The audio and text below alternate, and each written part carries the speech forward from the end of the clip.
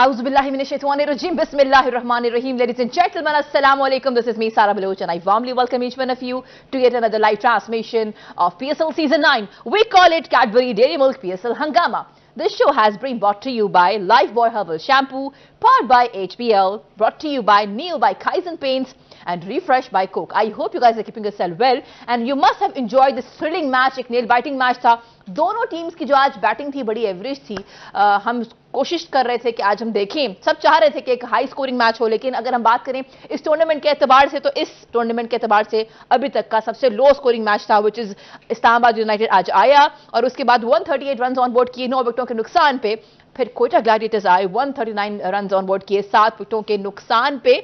आज एक कंट्रोवर्शियल चीज हमने देखी है, उस पर हम बात जरूर करना चाहेंगे, लेकिन उससे पहले हम वेलकम करते हैं हमारे शानदार पैनलिस्ट. सबसे पहले हम बात करेंगे former captain of Pakistani team Salim Malik साहब से. अस्सलाम वालेकुम सर, गुड इवनिंग. अस्सलाम वालेकुम सारा, कैसी हैं आप? आई एम ऑल वेल जनाब. आज हम बॉलिंग यूनिट को देख रहे थे, दोनों टीम्स की बैटिंग के बारे में बात हम बाद में करेंगे. We have our own reservations on that because PSL is happening. हम बैटिंग का जो मयार है वो आज अच्छा देखना चाहते थे, लेकिन एक तो लो स्कोरिंग मैच, उसके बाद दोनों की जो बॉलिंग थी वो अच्छी थी. तो जहां बॉलिंग की बात हो रही है वहां पे वी हैव गॉटन हमारे former test cricketer, former pacer Abdul Rauf साहब. अस्सलाम वालेकुम जी, हाउ आर यू डूइंग? वालेकुम सलाम जी, बिल्कुल ठीक. अच्छा, आज straight away I want to ask this question from you. आज शादाब साथ में विजुअल्स भी चल रहे हैं, आप लोग देख सकते हैं. अब ये विजुअल दिखाने का एक दोस्तों विजुअल दिखाने का एक मकसद है, और अगर मेरी टीम थोड़ी सी खामोश हो जाए तो मैं इन लोगों को यहाँ पे सुन पाऊंगी. थैंक यू जी. सर, शादाब ने आज ज़ैनब बवास से बात करते हुए I have never seen him this way. आज वो बात कर रहे थे, उन्होंने कहा कि देखिए जी, हमारे जो रन हमने ऑन बोर्ड किए हैं 10-15 रन कम थे, हमें और करने चाहिए थे, हमारी रीजनेबल और रिस्पॉन्सिबल बैटिंग होनी चाहिए. लेकिन ये जो एलिगेशन लगाई है उन्होंने पीएसएल की टेक्नोलॉजी पे, मैं चाहूंगी सर अगर हम आपसे शुरू करें. वो कह रहे हैं कि he has gotten his reservation. हमारी टीम ने वो स्टिल भी दिखा दिया है, वीडियो भी दिखा दिया है. सर, ये क्या हुआ, एलिगेशन क्यों लगाई है टेक्नोलॉजी पे? नहीं, ये इस पे तो मुझे खुद भी है थोड़ा सा, क्योंकि कुछ पिछले मैचेस में ना मैं और रऊफ हम बात कर रहे थे कि 1-2 आउट हमने देखे जो लग रहा था हमें कि वो मिसिंग लेग स्टंप हैं, और वो बाद में याद है रऊफ हम बात कर रहे थे कि ये स्विंग हो रहा है, मगर बॉल उन्होंने दिखाया विकेट को लगते हुए. आज भी मेरे ख्याल शादाब को वो ऐसा लगा कि बॉल उसकी हिट कर रही है विकेट को. तो मेरे ख्याल ये इश्यूज़ तो हैं, ये बहुत पुराने हैं. इंडिया ने भी एक दफ़ा इशू उठाया था इस पर कि वो याद है उन्होंने लेना ही छोड़ दिया था थर्ड अंपायर का ये डिसीजन, टेक्नोलॉजी यूज़ करनी ही बंद कर दी थी एक टाइम पे. तो ये मेरे ख्याल माइनर सी गलतियाँ हैं जो हमें इस टूर्नामेंट में भी नज़र आई हैं 1-2 मैचों में. तो ये इसको ठीक करना चाहिए, इस पर इनको काम करना चाहिए, क्योंकि कुछ चीज़ें नज़र आती हैं कि बॉल स्विंग होके बाहर जा रही है और सडनली क्या होता है कि वो लगता है जैसे विकेटों को लग रही है. तो ये चीज़ें कुछ हैं ऐसी जो इसको ठीक करने वाली हैं. अच्छा, जहां चूंकि शादाब के हवाले से बात हो रही है, वहां पे आज हमने देखा फर्स्ट मैच में वो 1 डाउन आए, सेकेंड मैच में वो 5 डाउन आए, आज वो आए 2 डाउन. मुझे बिल्कुल नहीं पता कि इसकी क्या वजह हो सकती है. मैं gentleman I want to ask this question from you, क्या ये उनके वाइज डिसीजन है अपनी पोजीशन को चेंज करना? देखिए, सबसे पहले तो मैं बात तो ये टेक्नोलॉजी पे करूंगा, क्योंकि जो टेक्नोलॉजी है ना ये सारी टीमों के लिए सेम है. या तो आईसीसी को चाहिए कि जो ये टेक्नोलॉजी क्रिकेट में यूज़ करते हैं इसको रिव्यू किया जाए, या फिर इसको एक्सेप्ट करना चाहिए, क्योंकि बार बार जब आपकी फेवर में चीज़ जाती है तो आप इसको एक्सेप्ट करते हैं, जब आपकी फेवर में चीज़ नहीं जाती फिर आपको इसको एक्सेप्ट नहीं करते. सेम इंडिया ने किया था 2016 के वर्ल्ड कप में पाकिस्तान के खिलाफ, जब तेंदुलकर सईद अजमल की बॉल पे एलबीडब्ल्यू हो गए थे, और जब टेक्नोलॉजी से दिखाया गया तो बॉल मिसिंग जा रही थी, नीचे जा रही थी. उस वक्त तो इंडिया ने कुछ नहीं कहा, उस वक्त पाकिस्तान ने आवाज़ उठाई थी, मगर उसके बाद जब इंडिया की फेवर में चीज़ें नहीं गई तो फिर इंडिया ने उस पर आवाज़ें उठाना शुरू कर दी. आज भी सेम इसी तरह का एक डिसीजन हुआ कि रऊसों ने मैच जितवाया. अगर इस पे मैच का इम्पैक्ट ना आता तो फिर शायद शादाब बात ना करते, मगर क्योंकि रऊसों ने 37 रन करके मैच जितवा दिया और सलमान अली आया कि लग रहा था कि बॉल विकेटों में जा रही है, तो इसलिए इन्होंने इस पर आवाज़ उठाना शुरू कर दी. तो मेरा ख्याल है कि एक क्लियर कट इसको स्टांस लेना चाहिए कि अगर तो या तो आईसीसी को लिखे कि इसको बिल्कुल इसका जो एलिमिनेट कर दिया जाए, इसका जो इस्तेमाल है टेक्नोलॉजी का. अगर फिर कर रहे हैं तो फिर इस पे मेरा ख्याल है कि बात नहीं करनी चाहिए. दूसरी जहाँ तक आपने बात की है शादाब की, तो मेरा ख्याल है कि जिस तरह सलीम भाई ने पहले आपने बात की थी कि जब आसान कंडीशंस होंगी तो शादाब खान ऊपर आएंगे, जब आसान कंडीशंस नहीं होंगी तो शादाब नीचे चले जाएंगे. आज क्योंकि जो पिच थी बिल्कुल ड्राई थी, उस पर किसी किस्म का मॉइस्चर नहीं था, जो बॉलर्स थे उनके लिए बिल्कुल हेल्प आउट नहीं थी, एक आसान पिच थी, तो उस पर उन्होंने ऊपर आने का फैसला फैसला किया मगर उसके बावजूद वो रन नहीं कर सके। तो इसीलिए ये बात कर रहे हैं कि जो इसका नंबर है जिसमें वो पाकिस्तान टीम पर खेल रहा है, नंबर 6 या नंबर 7 पे या पाकिस्तान टीम में खेलता है, तो इसको नंबर 6 या नंबर 7 पे ही इस फ्रेंचाइज में भी आना चाहिए। बार बार शफलिंग करेगा तो ना तो इसकी टीम के लिए अच्छा होगा और ना ही पाकिस्तान टीम में अगर ये जाता है तो पाकिस्तान के लिए फ़ायदेमंद होगी ये चीज़। तो ये तो मेरा ख्याल है उसकी मर्जी की थी, आज इसके ऊपर है। मर्जी से कर रहे हैं वो डिसीजन। So यानी when you are a captain you have the edge. नहीं, मगर मेरा ख्याल है इस पे थोड़ा सा उसको देखना चाहिए, जो हम बार बार कर रहे हैं कि आप पाकिस्तान टीम के लिए छठे नंबर पे खेलते हैं तो आपको चलें 5वें पे आ जाएं, पर ये शफल करना, अब अगर आप उससे पूछेंगे तो वो कहेगा कि मेरी टीम को ज़रूरत है। तो पाकिस्तान एक डिफरेंट चीज़ है, IPL PSL एक डिफरेंट है, इसलिए यहाँ ज़रूरत है तो मैं इसलिए ऊपर आता हूँ।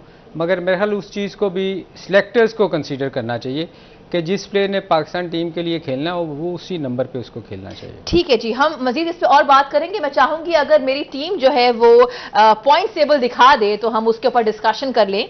जब तक हमारी टीम पॉइंट टेबल दिखाती है, I think we have gotten the point table. जनाब Multan Sultan is shining on point table number 1। जनाब 3 मैचेस खेले, 3 जो है विन किए। इनको 6 पॉइंट्स मिले हैं with net run rate of 1.165।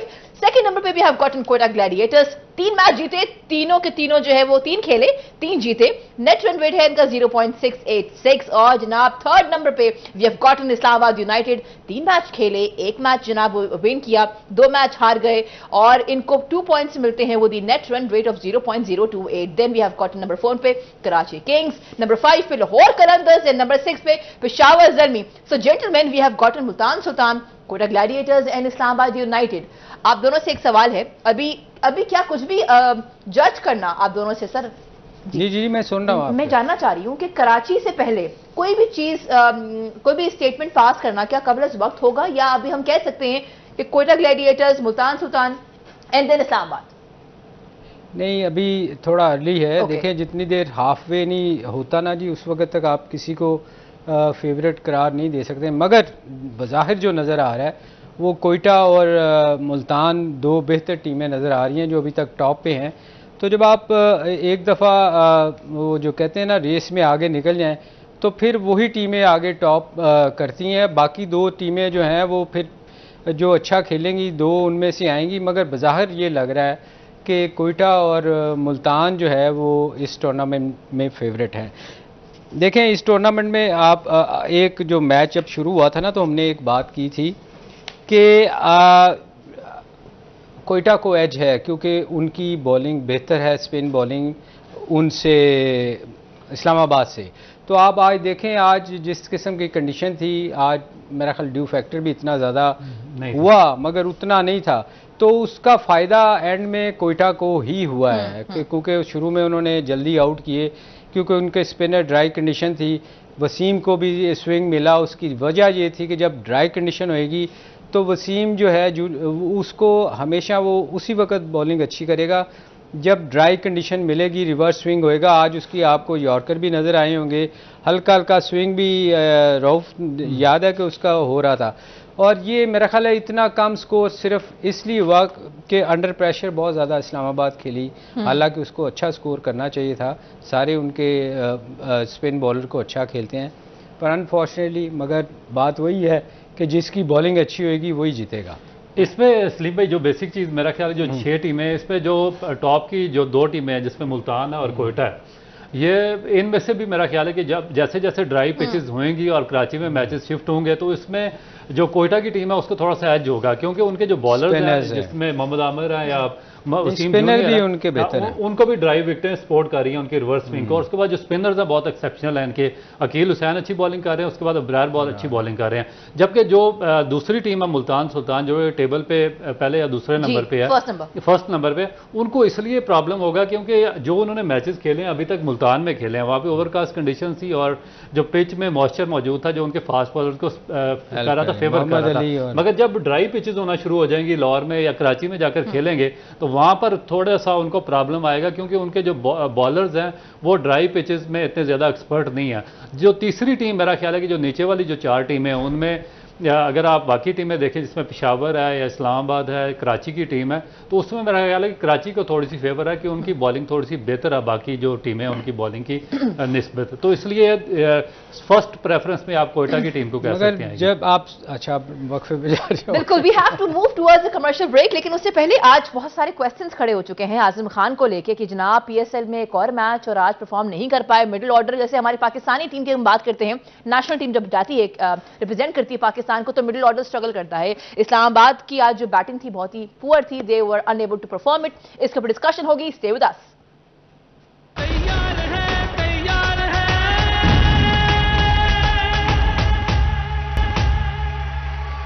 Welcome back. You've been watching our special transmission of PSL Season 9. We call it Cadbury Dairy Milk PSL Hangama. This show has been brought to you by Lifebuoy Herbal Shampoo, powered by HBL, brought to you by Neo by Kaizen Paint, and refreshed by Coke. With this, gentlemen, I have gotten a message. हमारा एक segment होता है #PSL Hangama और हमें हुनैन ने message किया है साहिवाल से, और आज एक खबर जो है वो बड़ी, क्या कहना चाहिए, अभी शादाब ने कही थी कि इट जस्ट वेंट वायरल, अब इसको कैसे लेना चाहिए, I really can't comment on this. लेकिन हुनैन का यह कहना है कि Pakistan, being a Pakistani player and playing for your Pakistan super league, क्या शादाब ने जो ये एलिगेशन की है पीएसएल के टेक्नोलॉजी पे, being a captain and being Pakistani, क्या उनको ये सूट करता था? मेरा ख्याल ये ऐसी बात करनी नहीं चाहिए थी। देखें, एरर तो हो सकता है, गेम में टेक्नोलॉजी है, कहीं भी गलती हो सकती है, पर ये कहना, ये मेरा ख्याल एक टूर्नामेंट के बिल्कुल ही ख़िलाफ़ जाती है और ये पाकिस्तान के ख़िलाफ़ जाएगी। इतना बड़ा टूर्नामेंट हो रहा है, इसका मतलब है कि हमारा टूर्नामेंट गलत हो रहा है। ये मैसेज क्या था, ये लोगों तक मैसेज बड़ा गलत जाएगा कि हम शायद चेंज करते हैं, आउट को गलत दिखा रहे हैं और सही को गलत और गलत को सही दिखा रहे हैं। तो मेरा ख्याल ये एक मैसेज जो है ये शादाब की तरफ से बड़ा गलत किया है, लोगों की तरफ जाएगा, दुनिया में जाएगा, और भी बहुत सारे मुल्कों में लीग्स हो रही हैं। तो मेरा ख्याल ये इस किस्म की बात उसको बड़ी सोच समझ के करनी चाहिए थी। बीइंग ए कैप्टन, आप एक हिस्सा हो इस टूर्नामेंट के, तो मेरा ख्याल में ऐसी बात करना जो है वो बड़ा डेंजरस है। अच्छा देखिए, मैं बार बार यही बात इसीलिए करता हूं कि जब आप किसी को कैप्टन बनाते हैं या रिस्पॉन्सिबिलिटी किसी को देते हैं, पाकिस्तान क्रिकेट बोर्ड को चाहिए कि उसको प्रॉपर एजुकेट करे, उसको प्रॉपर ट्रेंड करे, उसको प्रॉपर मीडिया हैंडलिंग सिखाए और उसकी साइकोलॉजिकल अपब्रिंगिंग की जानी चाहिए, काउंसलिंग करनी चाहिए, काउंसलिंग करनी चाहिए। अगर आप बगैर काउंसलिंग के आप इस तरह कर देंगे तो फिर आप खुद अपने पाँव पे कुल्हाड़ी मार रहे हैं। इससे पहले भी जब इनको पाकिस्तान की एक नई टीम देकर अफगानिस्तान के खिलाफ सीरीज में भेजा गया था तो उस वक्त भी उन्होंने इसी तरह की एक स्टेटमेंट दी थी जो कि एंटी पाकिस्तान थी, और उसके बाद पाकिस्तान क्रिकेट बोर्ड ने इनको पनिश किया था। आज फिर एक इतने बड़े ब्रांड के बारे में जिसके बारे में बात की जा रही है कि ये बिग बैश और आईपीएल के बाद सबसे बड़ा ब्रांड है और उनके लेवल का ब्रांड है, उसके बारे में एक अपनी टीम का कैप्टन इस तरह की बात कर रहा, तो मेरी तो समझ से बाहर है कि पाकिस्तान क्रिकेट बोर्ड का ये जो थिंक टैंक है या मैनेजमेंट है वो क्या कर रही है और इन प्लेयर को किस तरीके से गाइड कर रही है कि ये अपनी लीग के बारे में ही क्वेश्चन उठाना शुरू हो गए हैं कि आप कैसे टेक्नोलॉजी के बारे में क्वेश्चन उठा सकते हैं जबकि आपने खुद अपने 4-5 जो मैचेस हैं उनमें 22 कैचेस आपके ड्रॉप हुए हैं। ठीक है, एक डिसीजन आपकी फेवर में नहीं गया होगा तो आपने उस पर सवाल उठाना शुरू कर दिया। यही डिसीजन अगर आपकी फेवर में चला जाता तो आपने कहना था कि बहुत बेहतरीन डिसीजन है और टेक्नोलॉजी का बड़ा बेहतरीन इस्तेमाल किया गया।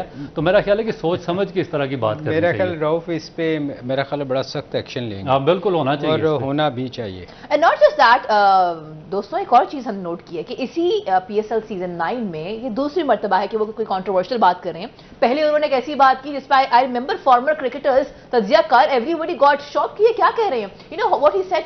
तभी उन्होंने बात की आफ्टर द पोस्ट मैच कि मुझे लगा था कि ये जो पिच है इस पे प्रॉपर बैटर को जाना चाहिए। मतलब ये कैप्टन एक बात कर रहे हैं, वो कैप्टन जिनकी खेलने की वजह से मैच फिनिश हुआ था and he happened to be the match finisher. So I think sir ये दूसरी मर्तबा हो चुका है, maybe it's time for him to rethink and to reflect के पहले सोचो फिर तोलो फिर बोलो। जी बिल्कुल, आप ठीक कह रही हैं। देखें, आज एक चीज़ है रऊफ, आज ना क्या कहते हैं, पहली इनिंग में 2 बंदों ने अच्छा स्कोर नहीं किया, शकील ने और नाफे ने। मेरा इस पे थोड़ा सा बात कर लें क्योंकि ये जो है ना, ये 2 देखिए जब इतना कम स्कोर होता है ना तो आपको हमेशा जो इनएक्सपीरियंस प्ले, चूँकि दोनों यंगस्टर, उसको तो हम शकील को तो यंगस्टर नहीं कर सकते, मगर नाफे के बारे में मैं ये कहना चाहूँगा कि नाफे को जब इतना कम स्कोर होना तो फिर पैनिक नहीं करना चाहिए।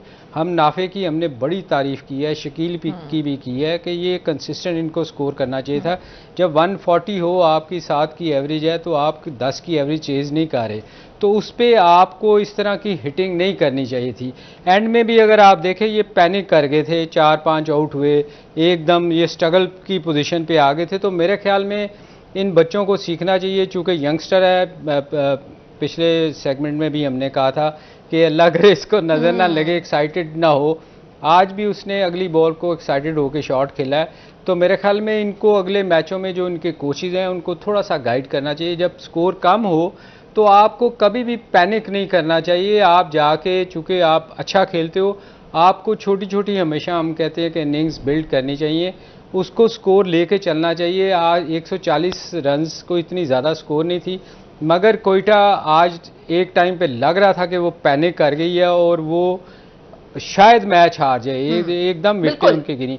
तो मेरा ख्याल ये, चूँकि दोनों यंगस्टर हैं, नाफे की हम बहुत तारीफ़ करते हैं, हमें अच्छा लगा है खेलते हुए, पर आज उसने जो किया है वो एज ए बैट्समैन उसको ये सोचना होगा अगले मैचों में अगर ऐसी सिचुएशन हो, जब एवरेज ही 7 की है तो आपको पैनिक नहीं करना चाहिए, आपको टीम को लेके चलना चाहिए, जैसे आपने पिछले मैच में किया, मैच फिनिश किया था। तो आज भी उसको थोड़ा सा, मेरे ख्याल ना बॉल में इतनी टर्न थी, ना स्विंग था।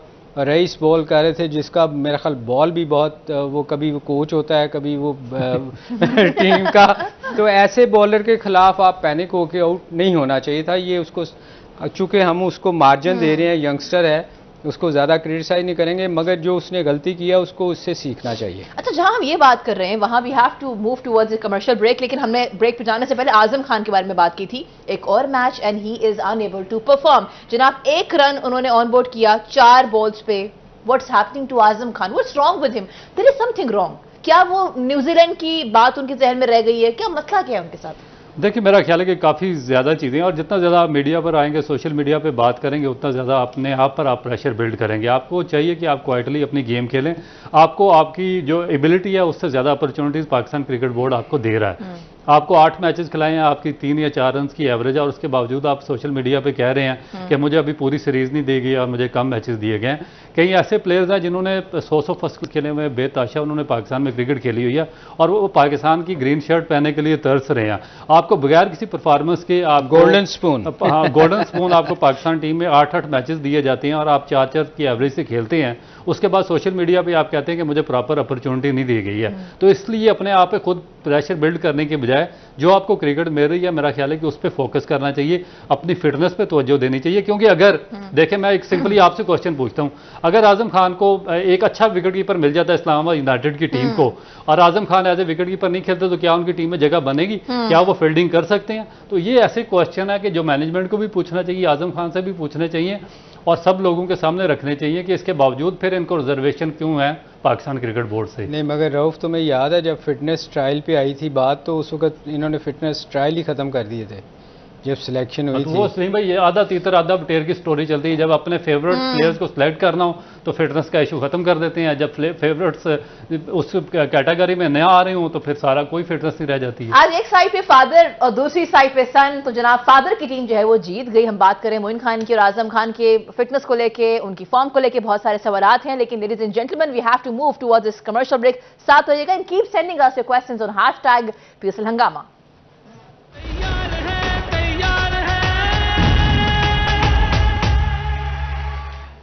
Welcome back. You've been watching a special transmission of PSL Season 9. We call it Cadbury Dairy Milk PSL Hangama. This show has been brought to you by Lifebuoy Herbal Shampoo, brought to you by Neo by Kaizen Paints, powered by HBL and refreshed by Coke. हमारे पास एक slot है। हमारे sports journalist Mohammad Ahmad साहब गए थे Kota gladiator के owner के पास, who happens to be Nadeem Umar, and he has gotten this exclusive package. तो अच्छा, एक बात तो है, उन्होंने एक बात कर दी है कि हम जो है ना वो फिर एक प्लेयर को हाईलाइट करना शुरू कर देते हैं और फिर दूसरी इनिंग्स में उसकी परफॉर्मेंस नजर नहीं आती। सर, आज ही हो गया। ये तो आपको मैंने पहले दिन ही कहा था कि नाफे का इसमें कोई शक नहीं कि बहुत अच्छा प्लेयर है, मगर हम हाइप इतनी ज़्यादा क्रिएट ना कर दें, क्योंकि जब आप कोई यंगस्टर स्कोर करता है ना, तो जब आप उसको बहुत ज़्यादा हाइप क्रिएट करते हैं तो उसका अपने ऊपर खुद का प्रेशर पड़ जाता है, लोगों की एक्सपेक्टेशन बहुत ज़्यादा हो जाती हैं और वो फिर जो वो जिसको कहते हैं ना पंजाबी च खुल के खेलना, वो डर के उसके अंदर बैठ जाता है कि यार मैंने स्कोर ना किया तो लोग बातें करेंगे। हमेशा प्लेयर का उस वक्त पता चलता है जब उससे लोग एक्सपेक्टेशन लगा के बैठ जाएं कि यार अब ये आएगा और स्कोर करेगा। फिर उस बंदे पे जब प्रेशर पड़ता है ना कि मैंने अच्छा करना है, तो जब उस प्लेयर का पता चलता है। मगर नाफे एक अच्छा प्लेयर है, इसमें कोई शक नहीं, जो उसकी हमने इनिंग देखी है वो टेक्निकली ठीक है, मगर थोड़ा सा जज्बाती है, बच्चा है अभी, क्योंकि चूँकि यंगस्टर है तो यंगस्टर का कंट्रोल नहीं होता। वो आके ना उसकी यही मुझे लग रहा है कि थोड़ी सी उसने जल्दी की, इसलिए कि वो यंग ब्लड है ना, वो आगे उसने कहा कि आज भी हालांकि उसको छोटी छोटी इनिंग्स बिल्ड करनी चाहिए। अगले मैचों में इस चीज़ का उसको ज़रूर ख्याल रखना चाहिए कि उसने अगर लंबा पाकिस्तान के लिए खेलना है तो उसके लिए कंसिस्टेंट होना पड़ेगा, उसके लिए उसको स्कोर करना। 2-3 इनिंग्स उसकी चली गई तो फिर वो उस पर बहुत प्रेशर पड़ेगा। और फिर मुझे डर है कि कुछ प्लेयर हमारे ऐसे थे जो जिनको हम खेले, एक आध 50 किया और उसके बाद उनसे स्कोर नहीं हुआ। उसकी रीज़न ये थी कि प्रेशर उन पर इतना बढ़ गया कि उनसे फिर खेला नहीं गया। तो नाफे अच्छा प्लेयर है, इसको मेरा ख्याल है थोड़ा सा आके इनिंग बिल्ड करनी चाहिए। शॉटें उसके पास सारी हैं, चारों तरफ ग्राउंड के खेलता है, ये नहीं है कि वो महदूद किस्म का प्लेयर है, तो उसको थोड़ा सा अपने ऊपर कंट्रोल करना चाहिए। अच्छा, जहां बात हो रही है कोयटा ग्लैडिएटर्स की, चैंपियंस बने 2019 में और इन्होंने बात की 1-2-3 इनिंग्स की। हम देख रहे हैं अब्रार अहमद ने जब फर्स्ट इनिंग्स की पहले मैच में जनाब 2 विकेट्स ली, इकोनॉमी रेट 7.25 था। उसके बाद दूसरा मैच खेला, 1 विकेट ली लेकिन 10.00 इकोनॉमी थी। आज बेहतरीन खेला जनाब, ना सिर्फ 3 विकेट्स ली बल्कि 4.50, यानी आज फर्स्ट और सेकंड इनिंग्स मिला के बेहतरीन किसी की इकोनॉमी थी तो वो थी अब्रार अहमद की। How would you comment on it? देखिए, मेरा ख्याल है कि आउटस्टैंडिंग बॉलर है अब्रार, और सिर्फ T20 नहीं बल्कि तीनों फॉर्मेट में बहुत अच्छा परफॉर्म कर रहा है। आपने देखा कि इंग्लैंड की जो पाकिस्तान के खिलाफ होम सीरीज़ थी उसने मुल्तान में 10 विकेटें ली थी और पाकिस्तान को टेस्ट मैच जितवाया था। उसके बाद वर्ल्ड कप में इनको साथ लेकर जाया गया, मगर अनफॉर्चुनेटली इसको किसी मैच में चांस नहीं दिया गया। फिर ऑस्ट्रेलिया में ये पहला साइड मैच खेलते हुए अनफिट हो गया और पूरा इनका टूर ख़राब हो गया। फिर वापस आए तो अभी मेरा ख्याल है कि दोबारा इन्होंने अपना सिलसिला शुरू किया।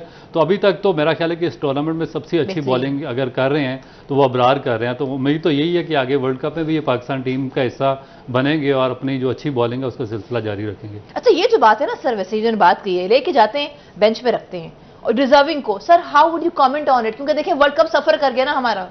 नहीं, ये इसके साथ तो इन्होंने उस टूर पे बड़ी ज्यादती की थी, क्योंकि उस टूर में हमारे स्पिनर्स बिल्कुल स्ट्रगल कर रहे थे और मैं और रऊफ हम दोनों उस टूर्नामेंट में बैठे हुए थे। Sir I am so sorry, हम यहीं से कंटिन्यू करेंगे लेकिन मैं मजबूर होती हूँ कमर्शियल्स के आगे। We have to talk about Abrar, क्योंकि अब्रार एक कंप्लीट पैकेज है पाकिस्तान की नेशनल टीम के लिए। Stay with us, we will be right back.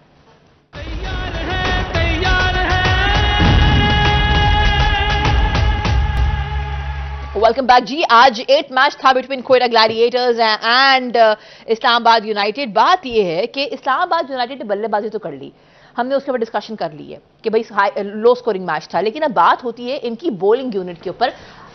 Rauf साहब, मैं आपसे पूछती हूँ, how have you analyze their bowling unit? देखिए, मेरा ख्याल है कि प्रॉब्लम तो आ रही है इनको, क्योंकि इनके एक मेजर बॉलर है नसीम शाह, जो आपने पीछे विकेटें देखी हैं वो फास्ट सीमर को हेल्प आउट कर रही थी और उसमें नसीम शाह ने एक आध विकेट ली है अर्ली ऑन, मगर दूसरे एंड से उनको बिल्कुल सपोर्ट मौजूद नहीं थी। दूसरी तरफ से बॉलिंग करते हैं कभी फ़हीम अशरफ करते हैं, वो भी अपना कोटा कम ही मुकम्मल करते हैं, 2 या 3 ओवर वो करते हैं हर मैच में। उसके बाद जो लास्ट मैचेस में उनके भाई उबैद शाह खेले हैं, पहले मैच में उन्होंने 1 ओवर करवाया गया, दूसरे मैच में उनसे 2 ओवर करवाए हैं। आज हनैन शाह खेले हैं, उन्होंने भी 2 ओवर करवाए हैं। तो इनकी जो ओवरऑल बॉलिंग है वो स्ट्रगल है। उसके बाद जो रमान रईस है, लास्ट मेरा ख्याल है कि मैंने देखा था कि वो कोचिंग कर रहे थे और अभी उनको एज ए प्लेयर टीम में पिक कर लिया गया। उसके बाद फिर जो सबसे बड़ा सेटबैक इनका आ रहा है कि अमाद वसीम जो है वो बहुत ही मेजर बॉलर हैं, क्योंकि पाकिस्तान टीम से भी नए बॉल के साथ बॉलिंग करते रहे दायरे के ओवर्स में और वो हमेशा पाकिस्तान टीम में ब्रेक थ्रू देते रहे, मगर अभी तक वो इस जो टूर्नामेंट है इसमें अपना इम्पैक्ट साबित करने में, दोनों में बॉलिंग और बैटिंग में, वो अभी तक कामयाब नहीं हुए। तो वो एक मेरा ख्याल है कि एक मेजर इशू बन रहा है इस्लामाबाद यूनाइटेड की बॉलिंग के लिए, जिसकी वजह से वो मैचेस भी आ रहे हैं और नीचे भी जा रहे हैं। तो अगर उन्होंने इस टूर्नामेंट में कम बैक करना है तो उनको नसीम शाह के साथ साथ एक अच्छा फास्ट बॉलर चाहिए और उसके बाद दोनों एंड से जो स्पिनर्स हैं उनके शादाब खान और उसके बाद अहमद वसीम, उनका परफॉर्म करना बहुत ज़्यादा ज़रूरी होगा अगर उन्होंने टूर्नामेंट। रऊफ इसमें मेरा ख्याल है थोड़ा सा जो मुझे नज़र आ रहा है ना, देखें जैसे अभी आपने बात की ना, बिल्कुल ठीक बात की कि उससे अहमद से नए बॉल से पाकिस्तान में हमेशा उसने विकेटें लेके दी हैं।